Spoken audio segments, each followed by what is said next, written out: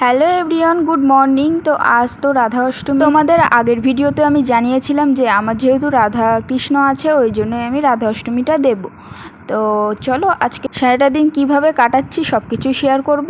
আর এদিকে দেখো সকাল সকাল স্নান করে সকালে কিন্তু আমি একটু পুজো দিয়ে দিয়েছি। তো দেখতেই পেলে সকালে কিন্তু আমি খুব একটা ফুল টুল দিয়ে সাজাইনি, এমনি সিম্পল কয়েকটা ফুল, তুলসী পাতা, যেখানে যা নিয়ম করতে হয় তো করলাম।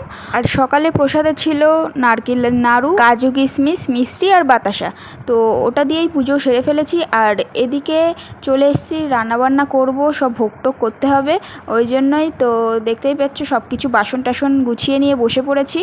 আর এগুলো সব আগের দিন থেকেই সব গুছানো ছিল, কারণ সকাল থেকে অতটা গুছানো সম্ভব হয় না। আর এদিকে দেখো আমি সবজি কেটে নিয়েছি, কিছুটা খিচুড়ির জন্য আর কিছু পাঁচ ভাজার জন্য। তো আমি প্রথমেই পাঁচ ভাজাটা করে নিচ্ছি। তো কিছু ভাজা হয়ে গেছে। আর এরপর দেখতেই পেলাম বরবটিটা দিলাম, আর পাশে কিন্তু আমি পায়েসটাও বসিয়ে দিয়েছি। তো দেখো সবটাই হতে থাকুক। পায়েসে কিন্তু আমি কাজু কিশমিশ, তারপর লাস্টে ঘি আর ওই গুঁড়ো দুধ দিয়েছিলাম। আর স্মেলের জন্য কিন্তু আমি দিয়েছিলাম এলাচ। তো তোমরা ওটা স্কিপও করতে পারো। তো 5 রকম ভাজা তো হয়েই গেছে। এরপর আমি খিচুড়িতে যেসব সবজিগুলো দেবো, তো সবজির মধ্যে ছিল গাজর, বিনস, আলু আর বরবটি।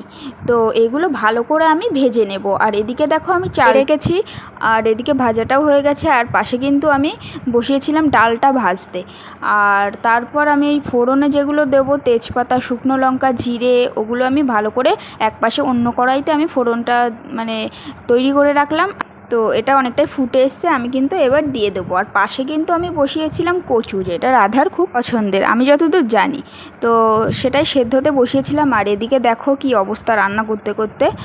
তো পায়েসটাও কিন্তু আমি নামিয়ে নিয়েছিলাম। আর এদিকে কচুটাও ফোড়নে দিয়ে আমি কাঁচা লঙ্কা চিড়ে দিয়েছিলাম। আর ভালো করে লবণ হলুদ দিয়ে ভালো করে ভেজে নিচ্ছি। তো এরপর আমি একটু জল অ্যাড করে দিয়েছি। আর আমি এদিকে জিরার গুঁড়ো দিয়ে দিলাম। তো এটা ভালো করে নেড়ে চেড়ে ফুটে উঠলে আমি এটাকে নামিয়ে নেব। আর এদিকে দেখো খিচুড়িটা কিন্তু ফুটে এসছে অনেকটাই, প্রায় হওয়ার মতন। আর আমি কিন্তু 2 কড়াইয়ে বসিয়েছিলাম। তো এদিকেও দেখো হচ্ছে। তো খিচুড়িতে কিন্তু সব রকম সবজি দিয়ে রান্না করলে বেশ ভালোই টেস্ট হয়। তো আমি কিন্তু এটা না টেস্ট করেই রান্না করেছিলাম, কারণ আমি যেহেতু আজ উপোস কিছুই খাবো না। তো প্রসাদও খাবো না, কারণ প্রসাদ যেহেতু অন্ন, ওই জন্য। তো দেখো আমি কিন্তু নামানোর শেষে আমি 2 চামচ করে ঘি দিয়ে দিলাম, দিয়ে আমি বড় একটা গামলায় এটা নামিয়ে নিয়েছি দুটোই। আর খিচুড়ি সব কিছু রান্নাবান্না তো কমপ্লিট, সব কিছু লাস্টে দেখে নেব। এরপর আমি তুলসী তলায় জল ঢেলে ফুল, ধূপ, প্রদীপ জ্বালিয়েছি। তারপর কিন্তু আমি একটু আলতা পরে নিয়েছিলাম, যেহেতু আজ স্পেশালি রাধা অষ্টমী। তো তারপর দেখো আমি একটু ওয়েট করছিলাম, কারণ 11টার পর অভিষেকটা করবো তাই। তো এরপর দেখো এদিকে সব কিছুই কিন্তু মোটামুটি গুছিয়ে নিয়েছি। এরপর 11টার পর আমি সব কিছু নিয়ে এবার অভিষেকটা করাবো। তো এটাতে ছিল দুধ, গঙ্গার জল, ঘি, মধু, মিষ্টি, দই, তুলসী পাতা, ফুল, এগুলোই নিয়েছিলাম। আমি একটা লেবুও নিয়েছিলাম, যেহেতু ফল দিয়ে স্নান করাতে হয়। তো ওটা দিলাম পদ্ম ফুল। তো পদ্ম ফুলটা শুকিয়ে গেছিলো, ওই জন্য ওরকম কালারটা। আর এরপর আমি রাধা মাধবকে বসিয়ে দিয়েছি। তো মন ভরে অনেকক্ষণ ধরে স্নান করিয়েছিলাম। তো সবটাই আমি ভিডিওতে শেয়ার করতে পারিনি, যেটুকু পেরেছি এটুকুই দেখে নিও। আর এদিকে লেবু দিয়েও পরিষ্কার করে নিচ্ছিলাম।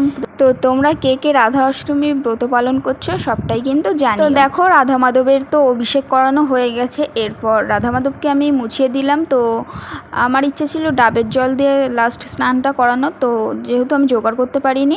এরপর দেখো আমি গোপালকেও আমি বসাবো, স্নান করাবো, ছোট গোপালটাকেও করাবো। তো তোমরা দেখতে থাকো। আর তোমরা এই যে ভিডিওটা দেখছো, তোমরা বলো তো কে কে আমার জন্মাষ্টমী ব্লগটা দেখেছিলে, তো কমেন্টে কিন্তু জানিও। আর না দেখলে তোমরা অবশ্যই দেখে এসো, আশা করি ভালো লাগবে। আর এদিকে দেখো গোপালটাকেও স্নান করানো হয়ে গেছে। এরপর আমি সুন্দর করে ফুল দিয়ে সাজিয়ে নিয়েছি, তার আগে ড্রেসপত্রও পরিয়ে নিয়েছি। আর যে গানটা বাজছে ওটা কিন্তু বাড়িতে বক্সেই বাজিয়েছিলাম। তো দেখো এদিকে সব কিছুই সাজানো হয়ে গেছে। আর ছোট্ট গপুকে তো জানিও কেমন লাগছে। তো এই ড্রেসটা দিয়েছিল আমার এক বান্ধবী জন্মাষ্টমীতে এসে, তো সেটাই পরিয়েছি আজ। আর এদিকে দেখো রাধা মাধবের কিন্তু নতুন ড্রেস। তো সব কিছুই গুছিয়ে নিয়ে চলে এসেছি, কী কী বানিয়েছি আবারও তোমাদেরকে দেখিয়ে দেবো। আর সব রকম ভোগ কিন্তু এই থালাটাই আমি রেডি করেছি। আর এদিকে দেখো গোপালকেও কেমন লাগছে। আর আমি কিন্তু জন্মাষ্টমীতেও যেমন বেলুন টাঙাই, তো রাধা অষ্টমীতেও সেম টাঙিয়েছিলাম। আর এদিকে দেখো পায়েস করেছিলাম, এদিকে যে খিচুড়িটা, আর এদিকে 5 ভাজা, তো নাড়ুও ছিল, মিষ্টিও ছিল, আর 5 মিষ্টি, সব রকম ফল আছে, আর কচুর তরকারি। তো এটুকুই পেরেছি। তো আমার কিন্তু পুজো দেওয়া কমপ্লিট।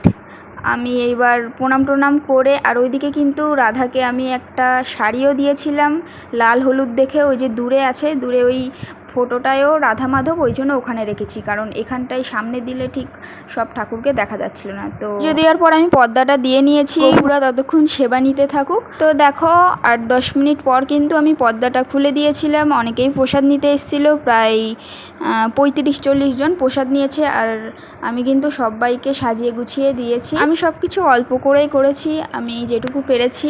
তো আমার অনেক বড় বড় স্বপ্ন আছে, সেগুলো যদি পূরণ করতে পারি আশা করি আমি পারবো। আর যদি এই সোশ্যাল মিডিয়ায় থাকি তো তোমাদের সাথেও অবশ্যই শেয়ার করব। আর এদিকে দেখো সব কিছু ফটো টটো তুলে নিয়েছিলাম, তোমাদের সাথে এই ফটোগুলোও শেয়ার করছি। আর এই যে সব কিছু ভোগ, এগুলো 5 মেশালি সবজি তোমাদেরকে দেখিয়েই দিয়েছি। আর কিছুক্ষণ আগে দেখলে প্লেটে আমি 2টো নাড়ু আর ফল নিয়েছি। তো আজ যেহেতু আমি উপোস, ওই জন্যে আমি ওটা খাচ্ছিলাম। তো আজকের ভিডিওটা এই পর্যন্তই, আবার অন্য কোনো ভিডিওর সাথে দেখা হবে। তো টাটা।